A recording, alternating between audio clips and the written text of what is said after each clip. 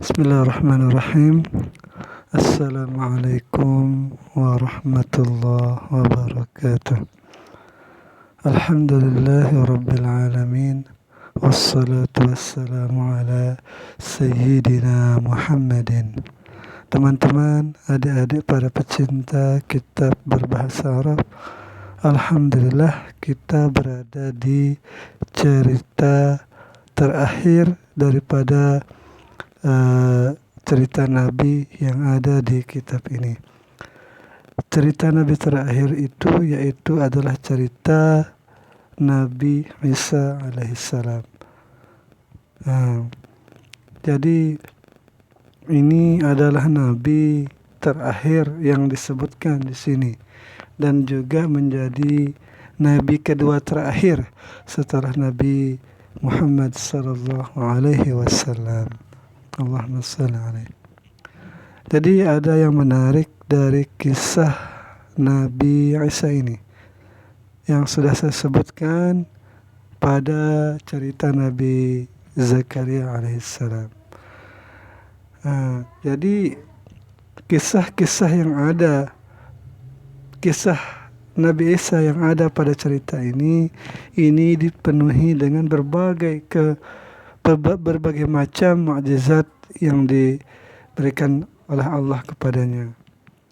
Dan kisahnya juga ini lumayan panjang, tetapi tidak sepanjang cerita Nabi Musa alaihissalam, tetapi mempunyai beberapa kemiripan dengan cerita Nabi Musa, yaitu Allah memberikan berbagai tanda mukjizat, berbagai tanda kebesaran Allah dan berbagai mukjizat yang bisa diperlihatkan kepada Bani Israel. Akan tetapi akhirnya sama saja, yaitu kebanyakan dari mereka itu mengingkari nabinya. Mari kita mulai. Bismillahirrahmanirrahim. Qala al-musannifu rahimahullah, nafa'anallahu bihi fid dharain amin ya rabbal alamin. Qissatu Sayyidina Isa bin Maryam alaihi salatu wassalam. Kisah Nabi Isa bin Maryam alaihi salatu wassalam. Ini cerita yang pertama, qissatun khariqatun lil 'adah. Kisah yang khariqah, yang di luar kebiasaan, di luar nalar akal para manusia, di luar kebiasaan lil-'adah. Wa yaji'u dawru Sayyidina Isa, dan datanglah giliran cerita Nabi Isa alaihissalam. Wa huwa, dan dia Nabi Isa itu akhirur rusuli, adalah akhir daripada rasul-rasul. Salah satu mungkin maksudnya di sini yang akhir itu pasti Nabi Muhammad. Kedua terakhir lah maksudnya ini. Ini ada penjelasannya. Qabla nabiyina, sebelum nabi kita Muhammad sallallahu alaihi wasallam, Rasulullah sallallahu alaihi wasallam. Wahia, dan dia ceritanya ini maksudnya kisatun, sebuah kisah tajallat fiha iradatullah, yang nampak, yang gamblang pada cerita itu oleh kehendak Allah al-Qahirah yang memaksa. Jadi di sini ada beberapa mufradat yang lumayan saya sudah cek. Mohon maaf nanti kalau ada kesalahan-kesalahan di dalam menterjemahkannya. Wa qudratillahil mutlaqah, dan nampak pula juga apa kudratnya Allah yang mutlak. Wa hikmatullahi al-daqiqah, dan bermula hikmatnya Allah itu menyeluruh. Ad-daqiqah itu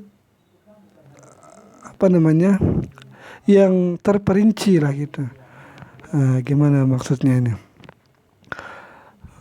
Wa hikmatullahi daqiqah, dan bermula hikmahnya Allah itu daqiqah, itu sampai ke daqiqah intinya lah gitu.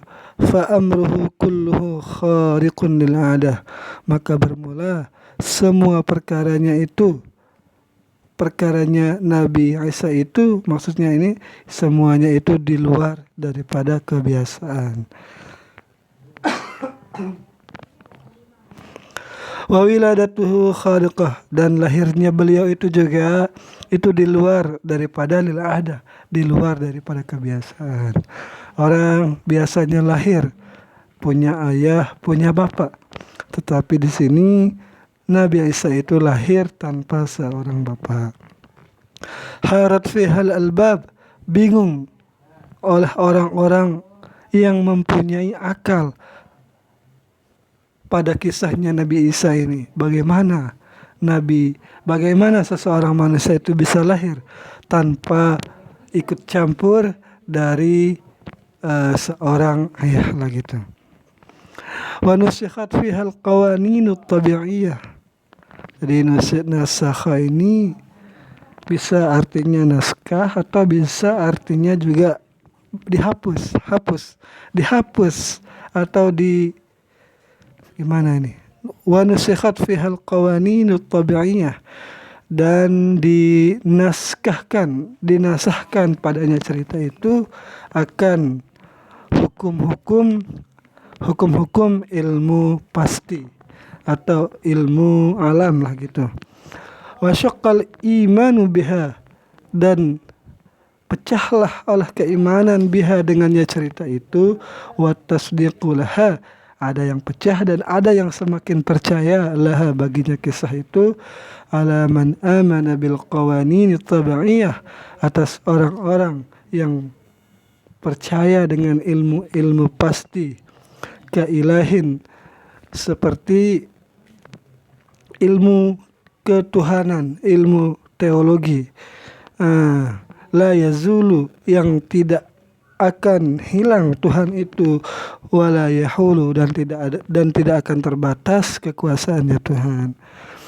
Jadi kisah Nabi Isa ini, dia atau beliau itu hidup pada zamannya Romawi, tetapi gabungan dari kebudayaan Yunani. Jadi Nabi Isa itu, kalau nggak salah, mohon maaf kalau salah, jadi beliau itu dalam kesehariannya itu bahasa yang digunakan adalah bahasa Yunani. Walaupun yang menjajahnya itu adalah orang-orang Romawi, dan kitabnya itu berbahasa apa ini? Bahasa Aram atau bahasa Aramaik lah gitu. Jadi di sini Nabi Isa itu hidup pada kebudayaan yang tercampur lah gitu. Jadi tidak murni ke Arabannya, ataupun tidak murni ke bukan Arab, tidak murni ke Israelian, kebudayaan Israelnya. Semoga bisa dimengerti. Jadi ada percampuran kebudayaan Romawi, kebudayaan Yunani, dan pasti juga ada kebudayaan Arab yang ikut tercampur di sini. Lanjut. Wa amana bit tajribah, dan orang-orang yang percaya dengan ilmu eksperimen, wal musyahadah, dan ini musyahadah ini eksperimen juga, jadi bisa diteliti lah gitu, dilihat. Wa bi ahkamit tibbi, dan dengan hukum-hukum kedokteran, wa tabiati, dan ilmu alam, ilmu pasti, karena musin, seperti ilmu namus. Saya cari di kamus, namus ini artinya hukum juga. La yataghayyaru, yang tidak akan berubah, wala yatabaddalu, dan tidak akan tergantikan atau menggantikan gimana ini? Mohon maaf kalau ada sesuatu yang janggal, karena ini lumayan sulit mufradatnya ini. Ini disiapkan oleh musannifnya, mungkin mufradat yang sulit di akhir-akhir. Wajahila qudratallahi, dan orang-orang tidak mengetahui akan kekuasaannya Allah, allati yang ia kekuasaannya Allah, ahatat, qudrah itu maksudnya yang qudrahnya Allah itu meliputi bikulli syai'in, segala sesuatu, wa ghalabat ala kulli syai'in, dan qudrahnya Allah itu mengungguli atau menyelimuti atas segala sesuatu. Sama artinya, sama ahatat itu. Wa iradatuhu, dan bermula kehendaknya Allah, allati la yahulu, yang tidak terbatas, dunaha syai'un, akan selainnya oleh sesuatu. Ada firman-Nya Allah, bismillahirrahmanirrahim, innama amruhu, sungguh perkaranya Allah, idza arada syai'an, apabila Allah menghendaki sesuatu, ayyaqula lahu, cukuplah ia mengatakan, kun, jadilah, fayakun, maka terjadilah atau maka jadilah. Jadi perkara lahirnya Nabi Isa itu asing menurut ilmu pengetahuan, asing menurut ilmu manusia, tetapi itu mudah bagi Allah. Wa hadzal iman, dan mudahlah oleh ini iman, ala man amana billah, kepada orang-orang yang percaya kepada Allah, kailahin, sebagaimana ilmu ketuhanan, mungkin maksudnya ini kailahin seperti Tuhan, qadirin yang mampu, muridin dan mampu berkehendak, khaliqin yang mampu menciptakan, soni'in dan mampu membuat. Ini mirip-mirip mufradatnya ini. Huwallahul khaliq, dialah Allah al-khaliq, sang pencipta, al-bari, yang menjadikan, yang membuat, al-musawwir, yang membentuk, membentuk ciptaannya, mungkin ini. Lahul asmaul husna, bagi Allah itu nama-nama yang baik. Yusabbihu lahu ma fis samawati wal ardi, bertasbihlah baginya Allah itu oleh sesuatu yang ada di langit dan di bumi. Wa huwal azizul hakim, dan dialah Allah yang maha perkasa lagi maha bijaksana. Wa amana bi khalqi Adam, dan orang yang percaya dengan, atau orang yang beriman dengan penciptaannya Adam, atau dengan diciptakannya Nabi Adam, min ma'in wa tinin, itu diciptakan dari air dan tanah. Wa min ghairi ummin wa abin, dan ia Nabi Adam itu diciptakan tanpa ibu dan tanpa ayah. Wa wiladatun, dan ia lahir min ummin, dan lahirnya seseorang, min ummin, dari seorang ibu, min ghairi abin, dengan tanpa seorang ayah, ahwanu, itu lebih mudah, wa aisaru, dan lebih gampang, litasdiqi, untuk diimani atau dipercayai, min wiladatin, daripada lahirnya seseorang, min ghairi ummin wa abin, dengan tanpa ibu dan tanpa seorang ayah. Jadi maksudnya begini, lahirnya Adam itu harusnya lebih sulit diterima akal ketimbang lahirnya Nabi Isa. Karena lahirnya Nabi Adam itu tanpa seorang ayah dan tanpa seorang ibu. Kalau Nabi Isa itu hanya tanpa seorang ayah, tetapi ia lahir dengan ibu.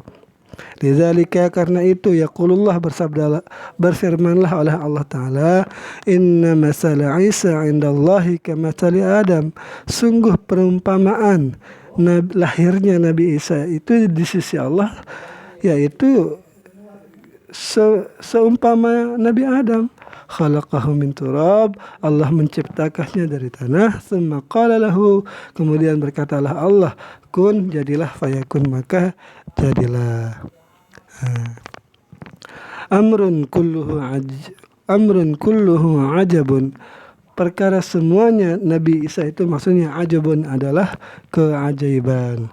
Wa amru sayyidina Isa kulluhu ajabun, dan bermula segala perkaranya atau perkaranya Nabi Isa alaihissalam itu semuanya adalah keajaiban. Waqad kanat wiladatuhu, dan adalah lahirnya Nabi Isa itu fi asrin,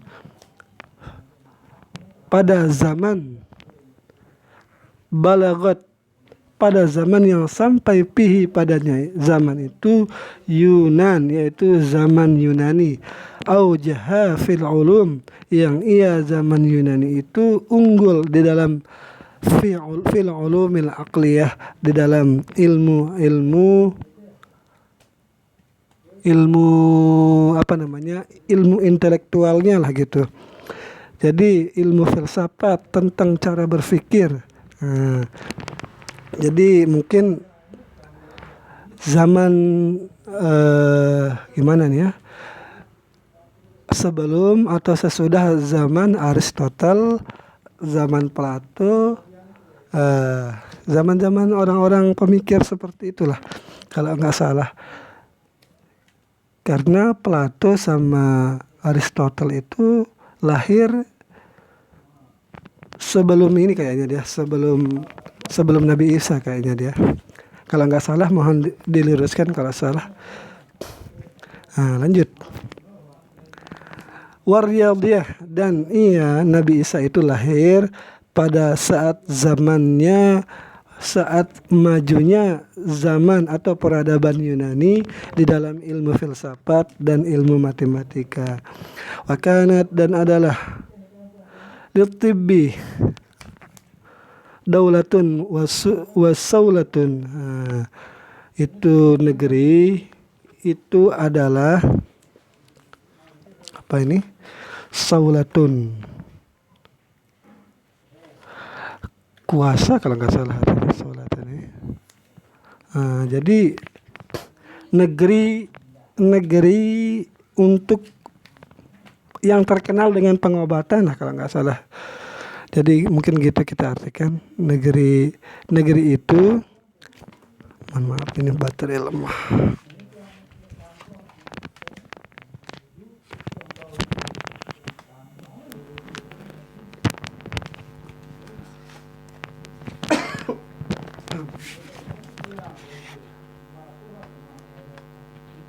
Nah, 17 menit ini. Nanti kita lanjutkan, masih panjang ceritanya. Jadi Nabi Isa ini lahir pada zaman-zaman majunya ilmu kedokteran, di zaman kebudayaan yang tercampur antara Yunani dan Romawi. Semoga ada manfaatnya. Sekian, wassalamualaikum warahmatullahi wabarakatuh.